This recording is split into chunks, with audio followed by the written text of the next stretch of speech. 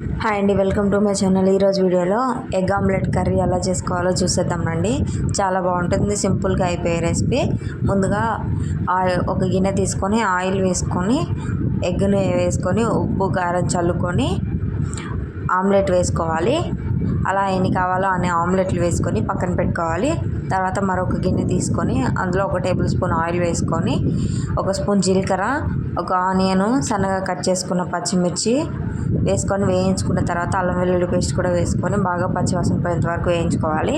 తర్వాత ముందుగా మనం కట్ చేసి పెట్టుకున్న టమాటాలను కూడా వేసుకొని అందులో ఉప్పు, కారం, ధనియాల పొడి, కొంచెం గరం మసాలా, చాట్ మసాలా వేసుకొని కొన్ని వాటర్ వేసుకొని బాగా ఉడకనివ్వాలి. టమాటా కూరని ఉడికిన తర్వాత ముందుగా మనం వేసి పెట్టుకున్న ఆమ్లెట్లను కూడా వేసుకొని మూత పెట్టుకొని కొద్దిసేపు మగ్గిన తర్వాత అందులో సన్నగా కట్ చేసి పెట్టుకున్న కరివేపాకును వేసుకొని మళ్ళీ ఒకసారి తిప్పుకుంటే చాలా టేస్టీగా ఉంటుంది.